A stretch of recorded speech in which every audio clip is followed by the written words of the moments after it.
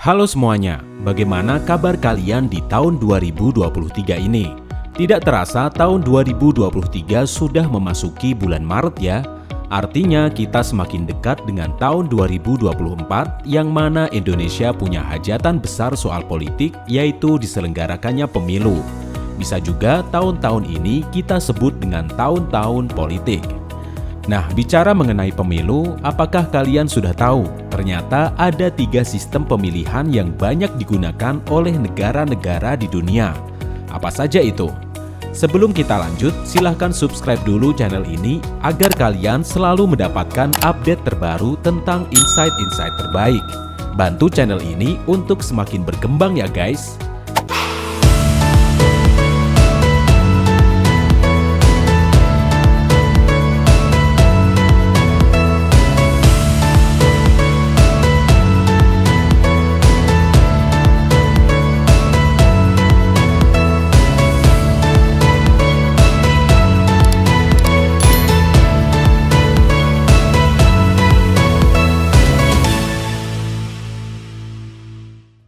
Pertama, sistem pemilihan proporsional.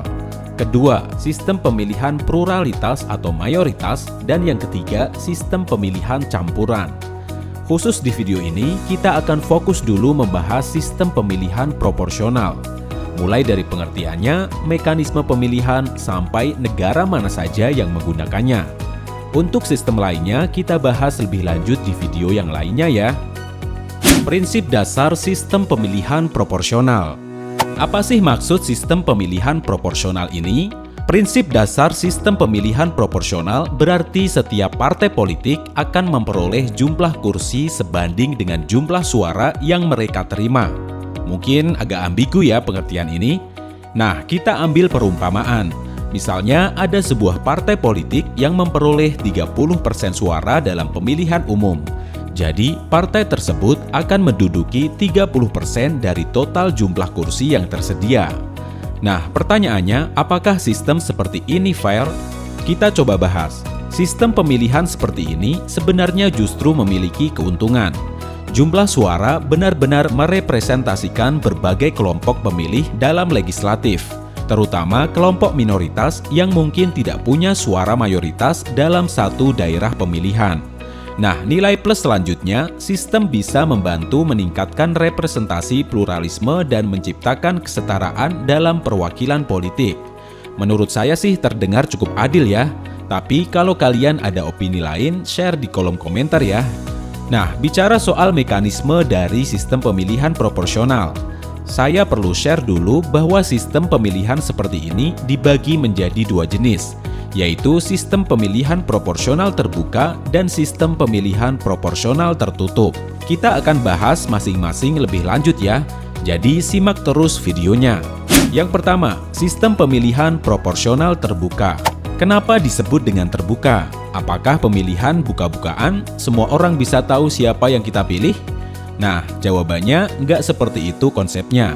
Jadi, sistem ini memungkinkan bagi para pemilih untuk memilih kandidat dari calon-calon yang diusung partai politik. Gampangnya sih seperti sistem pemilu yang dilakukan Indonesia saat ini.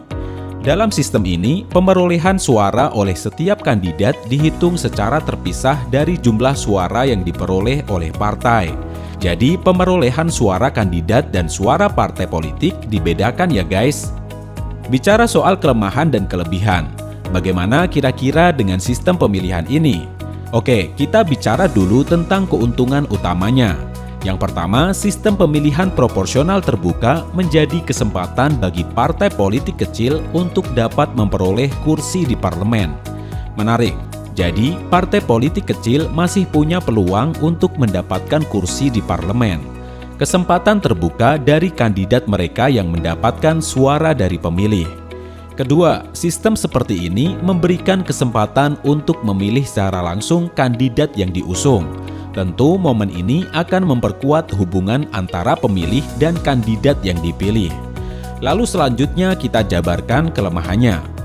Yang paling kentara adalah sistem ini kadang membingungkan bagi para pemilih yang tidak memahami secara pasti mekanismenya.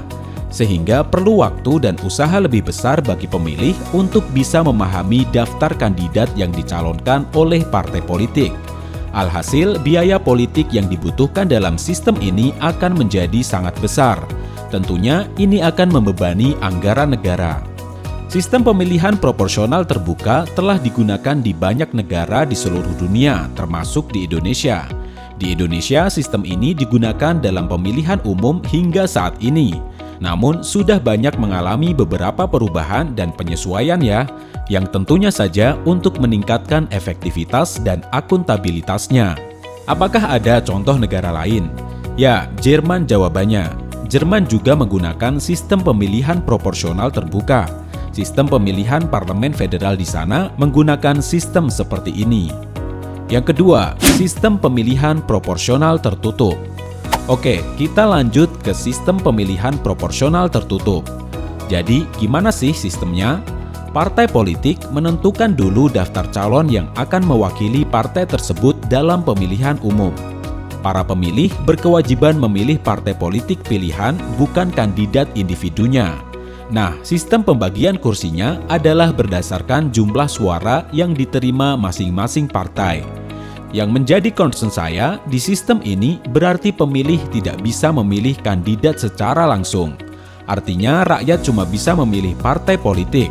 Kalau sistem seperti ini digunakan untuk memilih wakil rakyat sih rasanya kurang pas ya. Oke, kita bahas nanti dulu ya soal kelemahan ini. Melanjutkan lagi, jumlah suara yang diperoleh tiap partai akan menjadi dasar pembagian kursi di parlemen. Lalu, partai-partai ini memastikan siapa orang yang akan mengisi kursi yang mereka menangkan berdasarkan daftar calon tadi. Intinya, partai politik memiliki kendali penuh atas siapa yang akan mewakili mereka dalam pemilihan umum. Nah, sebenarnya ada keuntungannya menggunakan sistem ini bagi partai politik. Mereka jadi punya wewenang lebih untuk menentukan daftar kandidat, sehingga kemungkinan untuk memenangkan pemilu sangat besar. Nilai plus dari sistem ini adalah efisiensi dalam hal biaya politik. Para kandidat tidak harus mengeluarkan banyak uang untuk maju dalam pemilihan. Jadi, mereka tidak perlu berkampanye secara individu, apalagi pencitraan berlebihan. Nah, apa dampak positifnya? Politikus-politikus berkualitas oke yang minim dana tetap bisa maju dalam pemilihan karena biaya kampanye bersifat kolektif dari partai. Dalam jangka panjang, ini akan menjadi sangat baik dampaknya. Kita tahu semua ya, banyak biaya berpolitik yang dikeluarkan bisa menimbulkan potensi korupsi agar segera balik modal istilahnya. Dengan sistem tertutup seperti ini, potensi korupsi tentu menjadi berkurang. Nah, menarik sekali kan? Lalu, apakah Indonesia perlu mengadopsi sistem ini? Nah, sekarang kita bicara soal kelemahan.